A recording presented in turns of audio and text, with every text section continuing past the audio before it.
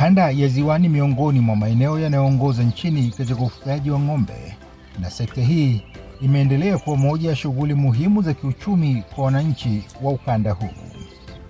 Kanda ya Ziwa imekuwa ni kitovu kikuu cha ufugaji kutokana na mikoa ya Kanda ya Ziwa, hasa Mwanza, hususan Mwanza, Geita. Asili ya wenyeji wa mikoa hii ni jamii ya Wasukuma ambao kwa asili wao ni wafugaji. Kwa hiyo hii imepelekea kichocheo kikubwa sana kuwepo mifugo mingi kupatikana katika eneo la Kanda ya Ziwa. Mimi mwenyewe nilikuwa nakosa maziwa mazuri. Hicho ndio kilichonifanya nianze utaratibu wa kufuga, kwa sababu nilikuwa nikitafuta maziwa mazuri hakuna ninapopata. Nikipata yana maji. Sasa ukiwa na mtoto mdogo, ukiwa umejisikia kunywa maziwa, inabidi tena ufuate ya kwenye box.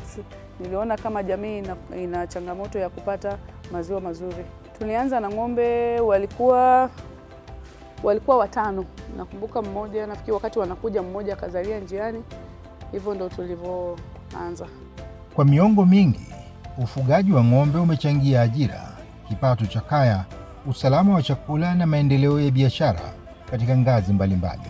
Mifugo imeweza kutumika kama chanzo cha mapato katika kuuza ng'ombe, maziwa na ngozi ili kuweza kupata mahitaji mbalimbali ya familia. Mikoa ya Kanda ya Ziwa ikiwemo Mwanza, Simiyu, Geita, Mara, Kagera na Shinyanga imeendelea kuwa kitovu cha ufugaji wa ng'ombe nchini kutokana na upatikanaji wa maeneo ya malisho, uzoefu wa jamii pamoja na uwepo wa masoko ya maziwa pamoja na nyama. Watanzania wameshajua umuhimu wa maziwa. Kwa Watanzania sisi, maziwa yalikuwa ni kitu cha luxury. Hatukuwa tunaona kama ni kitu cha muhimu. Mara nyingi tumekuwa mpaka mtu aandikiwe ndio anywe. Yaani mtu atachukua soda au maziwa atachukua soda. Kwa hiyo ni kitu mtu alikuwa anaona ni luxury. Unless mtu awe na mtoto mchanga ambaye ataambiwa anahitaji maziwa. Tunashukuru Mungu kwa sasa hivi kila mtu anajua mambo ya lishe ni nini. Kwa ukanda huu wengi wamezaliwa kwenye maziwa, hawapendi maziwa. Kila mtu anaona kama hapa kuna ng'ombe, nani atamuuzia nani? Lakini so far tunashukuru Mungu, watu wanaelewa kwa nini wanywe maziwa, na technology imesaidia kwamba tuna cultures tofauti. Cultures yani vile vichachulio vya mtindi vimekuwa ni vina lishe ndani yake, sio tena maziwa ya kawaida. Kwa hiyo tunashukuru Mungu, vitu vinaenda vizuri, soko liko vizuri, na kwa sisi nafikiri tuna award zaidi ya 3 za kuhusu maziwa yetu ambazo tumepata trophies kabisa. Tuna Malkia wa Nguvu, tuna Mwanamke Kinara, tuna Msamwana Afrika kwa ajili ya maziwa. Kwa muda mrefu, mfumo wa ufugaji wa ng'ombe katika Kanda ya Ziwa ulikuwa unategemea malisho asili pamoja na ufugaji wa kuhamahama. Hata hivyo, ukuaji wa miji, ongezeko la mahitaji ya bidhaa za mifugo na upatikanaji mdogo wa ardhi umeleta mabadiliko katika namna ufugaji unavyofanyika. Kwa maeneo ya mjini, hususani Ilemela, sisi asilimia kubwa maeneo yetu yote yako mjini, ambapo eneo dogo lina takribani ng'ombe 100 na ng'ombe wote wako zero grazing. Na sera ya halmashauri ya manispaa Ilemela inahamasisha ufugaji wa ndani. Ng'ombe wetu hawa ni zero grazed na ni wako under intensive management, kwa maana kwamba resources zote sisi wenyewe ndo tuna provide, kuanzia chakula na vitu vingine. Kwa kuzaliana rate inaweza kuwa ambao ni wazawa wa kwenye hili boma wanaweza wakawa labda kwa hii miaka wanaweza kufika 30 au 20 na kitu kwenye hili boma kabisa. Wengine sasa ndo tuna rebuy. Ukiona bado kuna upungufu tunanunua. Mtu asije kaona kwamba hili ni kama nini motivational speaker, walianza 5 saa hizi wako 100, no? Tunanunua. Wakati huo tunatengeneza kizazi cha hapa. Huu unaoonekana hapa ni ufugaji mkubwa, kwa sababu sisi kama wataalamu tunajua kiwanda cha ng'ombe wa maziwa kinaanzia ng'ombe 5 ng'ombe 10 na kuendelea. Kwa hiyo ng'ombe wameshafikia 100 hapa. Kwa ni ufugaji ambao ulio mkubwa, na tunaweza kuhamasisha watu wengine ambao bado wako nyuma kwenye ufugaji, basi waweze kuchochea katika ufugaji wa ndani. Bridi za kisasa ambao tunaziita mbali. Mbali hizi ziko za aina nyingi, ila kuna mbali inayopendwa zaidi katika maeneo yetu haya ya Afrika, hususan Tanzania na majirani zetu wa Kenya. Mbali hizi kama ng'ombe aina ya Friesian ni ng'ombe ambaye anayependwa zaidi, ambao ng'ombe aliye na madoa meupe na meusi ukilinganisha na ng'ombe mwingine kulingana na jinsi uzalishaji wake uko juu. Ng'ombe huyu aina ya Friesian ana uwezo wa kutoa kuanzia lita 25, 30 hadi 50 kulingana jinsi mazingira yake aliyoweza kutengenezewa, anaita comfort zone, aliweza kutengenezewa kuweza kumchochea katika uzalishaji wa maziwa. Kazi yangu katika kata ya Nyasaka ni kutoa huduma za mifugo. Ni pamoja na kutoa elimu kwa wafugaji, kutoa tiba na za udhibiti wa magonjwa na usimamizi wa sheria mbalimbali wa mazao ya mifugo na mifugo yenyewe. Mfano, kwa mfugaji aliyoko huyu, mwekezaji aliyoko hapa, mfugaji huyu tunashauriana naye, ana jopo la wataalamu wake hapa, ameajiri madaktari wa mifugo ambao huwa tunatembelea na kushirikiana nao katika udhibiti wa magonjwa na kutoa chanjo mbalimbali zinazotolewa na serikali. Tumeifanya hii kazi kuwa kazi kama kazi zingine. Yaani hapa kuna farm manager, tuna watu wa procurement, kuna watu madaktari, like everything is intact, kuliko mtu unafanya ufugaji alafu hutaki kuwapatia watu kazi za kufanya. Ukiwa na zoezi lolote linalohusiana na mifugo, lazima tumshirikishe huyu, kwa sababu ni sehemu ambapo tunaleta wafugaji wengine waweze kujifunza elimu bora juu ya ufugaji wenye tija. Nafikiri changamoto ni kubwa, lakini hauwezi kulinganisha na faida. Katika kila biashara, katika kila kitu mtu anafanya, kuna changamoto zake. Tuna deal na wanyama ambao wana maisha ndani yake. Kwa hiyo kuna mnyama kufa, kuna magonjwa ambao yanakuwa yamekupa hasara. Kama ng'ombe akifa, maana yake umepata hasara tayari. Kuna ng'ombe kuugua ambaye anakupatia maziwa, pia ni hasara ndani yake. Lakini huwezi kulinganisha na mazuri tunayopata kwenye masuala ya ufugaji. Katika ufugaji wa kisasa wa ng'ombe wa maziwa, aina ya ng'ombe, lishe, usimamizi wa afya pamoja na upatikanaji wa maji ni miongoni mwa mambo yanayoamua kiwango cha uzalishaji. Umuhimu wa chanjo kwa mifugo, sana sana hawa ng'ombe wa maziwa, ni kupata kinga, na kama tunavyojua kwamba kinga ni bora kuliko tiba, lakini pia ukaguzi wa mara kwa mara unawezesha kutambua changamoto za magonjwa kwa mifugo katika stage ya awali, ambayo inasaidia zaidi katika utoaji wa matibabu kwa haraka, na pia inaloa kosti ambazo zinatokana na magonjwa ambayo yamekuwa sugu kwa maana ya matibabu. Kwa upande wetu sisi hapa shambani, sana sana tunakabiliana, japokuwa ni kwa uchache, incidence zipo, lakini ni kwa uchache sana, ni magonjwa ya kupe, hasa ACF. Kwa lugha ya kawaida ni ndigana kali. Magonjwa kwa mfano kama kuvimba kiwele, kwa kitaalamu yajulikanayo kama mastitis. Magonjwa kama kwa mfano kama homa ya maziwa yajulikanayo kama milk fever, ina athiri zaidi kwenye uzalishaji wa maziwa na inaweza kumwathiri zaidi mfugaji kuweza kupata kipato chake cha kila siku. Dalili za mapema kwetu sisi tunaweza kuzitambua kwa haraka kutokana na commitment tulionayo ya kwamba tume-emphasize zaidi katika monitoring. Tuna monitor hawa wanyama kwa ukaribu sana, na kwa siku tunafanya inspection, routine animal inspection mara 3 kwa asubuhi, mchana na jioni. Yes, kwa hicho ndicho ambacho kinatuwezesha sisi kuwatambua wanyama wenye changamoto kwa haraka zaidi. Ukilinganisha na ulimwengu wa sasa hivi, ni ulimwengu wa teknolojia hasa za kisasa, na tukifanya ufugaji wa teknolojia za kisasa, hasa kwa kutumia mbinu za upandishaji kwa kutumia mirija, artificial insemination, kwa kuweza kupata mbegu zilizo bora, kwa kuweza kutengeneza pedigree, yani ukoo wa shamba lako, unaweza kuongeza zaidi uzalishaji wa maziwa. Pia kwa kutumia mbinu bora zaidi za kisasa ambazo sasa hivi tunazitumia kama digital sensor za kidigitali, au wengine wanaziita precision livestock farming. Alama ambazo unaziona kwa ng'ombe wetu hapa shambani kwa kitaalamu zinaitwa ear tags. Hizi ear tags ni mbinu au ni nyenzo ambayo inatusaidia kuwatambua, na kwa kila ear tag moja kwa mnyama inakuwa na jina la mnyama pia na identification number. Identification number zinabea registration kwa watu wa insurance, na pia inatupa sisi urahisi wa kudetermine taarifa za mnyama husika za matibabu wa sasa, chanjo na vitu vingine.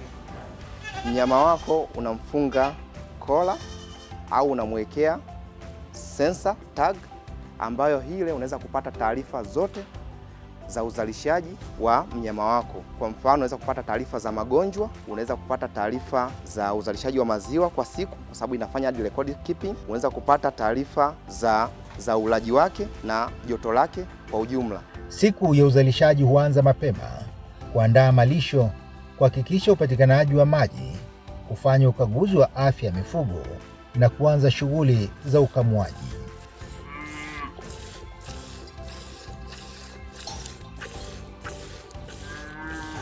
Cha kwanza kabisa ambacho tunazingatia ni afya ya mnyama. Afya ya mnyama kwa maana ya kwamba improvise biosecurity measures, ni nyenzo ambazo zinazuia uingiliano wa magonjwa kutoka nje kuingia ndani ya shamba, lakini pia tuna institute program za kuvaccinate wanyama wetu, na pia tunafanya screening kwa maana kwamba tunafanya uchunguzi wa magonjwa kwa wanyama hata ambao hawaonyeshi dalili za kuugua. Lakini issue nyingine ni lishe bora ya mnyama, kwa sababu ukiachana na changamoto ya hizi infectious condition au magonjwa ambayo yanasababishwa na vimelea vya magonjwa, pia kwa upande wa hawa ng'ombe wa uzalishaji wa maziwa wana struggle sana kwenye changamoto ya virutubisho. Kwa hiyo sisi emphasize kwa hali ya juu sana kuwapatia lishe bora. Lishe ina nafasi kubwa sana kwenye afya ya ng'ombe ukilinganisha na ng'ombe aliye na lishe iliyo duni. Kwa mfano, lishe inachukua 70% ukilinganisha na breed ambayo tunaita mbali ambayo yenyewe inachukua 30%.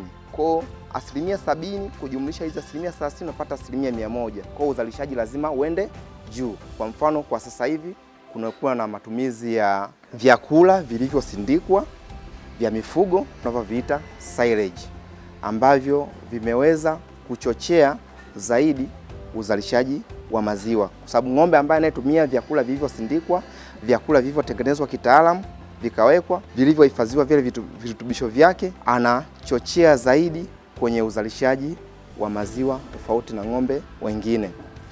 Na ubora wa maziwa tunaupata kutokana na chakula wanachokula, mchanganyo wa chakula tunaochanganya, matirio tunayoweka, majani wanayokula, na ni kwa wingi wanapendelea kula majani.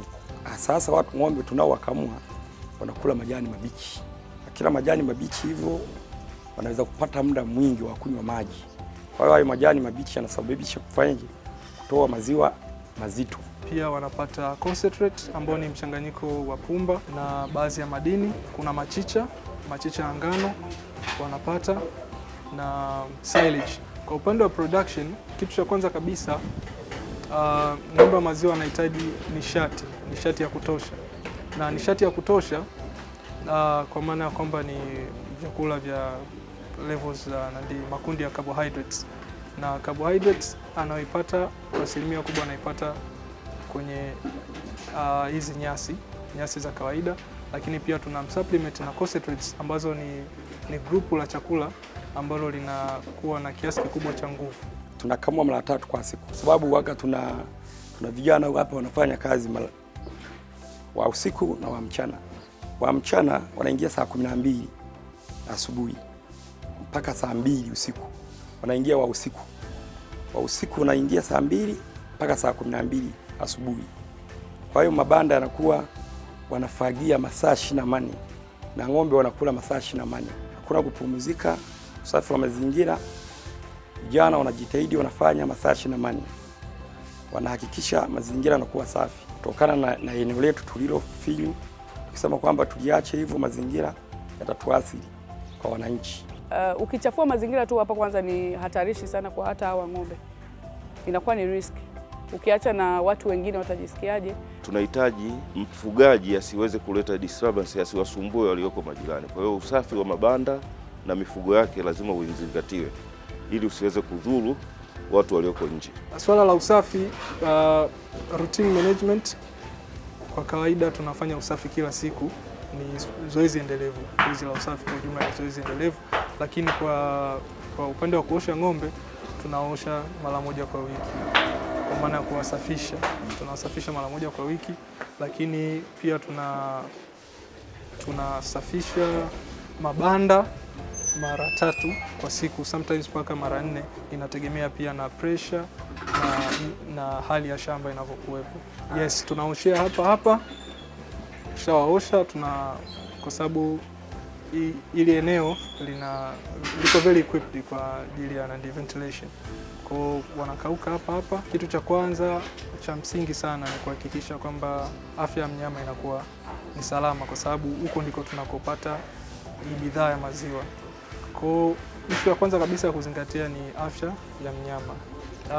Kitu kingine ni usalama wa mazingira ya ukamuaji, kwa maana milking parlors, na usalama wa watu ambao wanakamua. Sisi ni rahisi, kwa maana kwamba kwa upande wa hili shamba tuna utaratibu wa kupima lita za maziwa zilizozalishwa na mnyama mmoja kwa siku. Zoezi la ukamuaji wa maziwa, cha kwanza kabisa linatakiwa, kwa upande wa sisi tunavyofanya, obvious, kitu cha kwanza tunaanza na usafi wa eneo la kukamlia, na after that kinachofuata ni usafi kwa watu wanaokamua na usafi wa kiwele cha mnyama. And before ukamuaji tunafanya pia inspection, kwa maana ya kwamba tunakagua tits au chuchu za ng'ombe kwa ajili ya kudetect kama kuna hali yoyote ambayo si salama. Then tunafanya milking, ambapo milking kwa hapa shambani tumeemploy manual milking, na tunatumia vifaa ambavyo ni stainless steel materials kwa upande wa hizi milking pens na pia milking cans. Na immediately baada ya kukamua tunawasafisha ng'ombe na tunachovesha chuchu zao kwenye dawa ambayo inazuia vimelea kushambulia chuchu za ng'ombe. Kwa hiyo teknolojia hizi mfugaji anapoweza kuzipata, kwanza inasaidia kuweza kumpunguzia gharama kwa kuwa na wafanyakazi wengi, na kupunguza gharama ya wafanyakazi, unakuwa na wafanyakazi wachache ila unakuwa na idadi kubwa ya mifugo, hasa wafugaji walio wa kisasa kama hawa wafugaji wa zero grazing, wafugaji wa ndani, kimaanisha ambao wanaendana na sera za sasa. Kwa hiyo ufugaji huo wa kidigitali unaweza kusaidia kuweza kuongeza uzalishaji wa maziwa kwa mfugaji, ila yote hiyo lazima iendane na mazingira uliomtengenezea yule ng'ombe na breed ulionayo katika yule ng'ombe. Vyote hivi vitaweza kuchangia uzalishaji wa maziwa. Kwa kweli inafurahisha, inapendezesha kwa vijana, ajira kwa vijana. Nimefanikiwa kutoa watu 36. Kuna wakata majani, kuna kama hao niliokuambia kwamba wenyewe wako shift kwa ajili ya kusafisha mabanda wa mchana na wa usiku.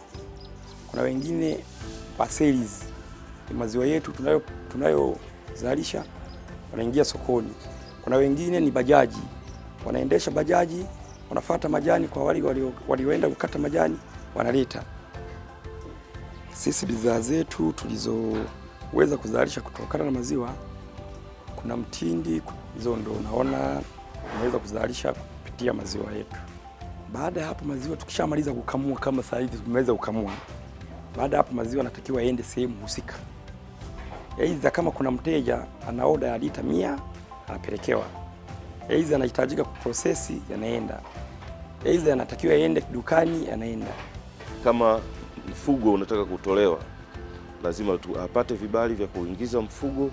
Sheria zingine ni za usajili wa mifugo na chanjo za kitaifa, lazima tusimamie hivyo, tusajili mifugo, tuingize kwenye mfumo wa registration ya taifa kwa kufuata sheria. Kitu kingine ni mazao yatokanayo na mifugo kama vile nyama. Endapo kama mfugo ukichinjwa, lazima nyama ile ikaguliwe, ithibitishwe iwe na sifa za kuliwa na binadamu.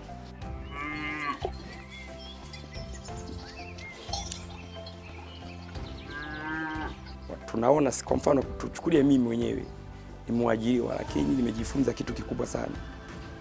Kukosa tu mtaji, lakini ukiwa na mtaji wako, nikiwa na mtaji mimi binafsi naweza kufungua shamba kama hili na nalifanya. Kwa sasa vijana tunajifunza kupitia shamba la mtu binafsi au ajira ya mtu. Na waomba tu yani jitihada ya kumanage shamba kama hili ni kazi kubwa, sio kazi ndogo.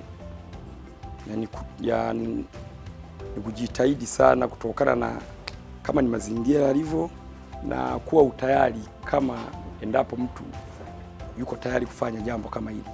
Kama mtu hayuko tayari kufanya jambo kama hili, huwezi kulazimisha kwamba ingia kwenye kazi ya ufugaji. Pia kitu cha kipekee ni juhudi katika utendaji kazi. Vijana, ukiwa na vijana wanafanya kazi kwa juhudi, pia hata bosi mwenyewe unamtia moyo. Nira ya mtu ni kufanya kitu chochote ambacho kitampatia kipato. Kuna watu bado wanalinda status, kuona kwamba yani awe ni mtu anakaa kwenye ng'ombe. Kuna mtu hata akipewa kazi farm hawezi kukubali, bado analinda heshima yake. Mimi watanionaje? Sio anachokipata, yani watanionaje. Tunahamasisha ufugaji na semina mbalimbali tunakuwa tunatoa kwa ajili kuweza kuwasaidia wafugaji, na pia tuna wataalamu katika kila kata. Sehemu nyingine kuna wataalamu hadi 2 katika kila kata, ambapo hao watembelea wafugaji na kuweza kujua maendeleo yao ya mara kwa mara. Kwa wafugaji wengi, ufugaji wa ng'ombe wa maziwa umeendelea kuwa zaidi ya shughuli za uzalishaji. Ni chanzo cha ajira, kipato na uwekezaji unaohusisha watu wengi ndani ya jamii.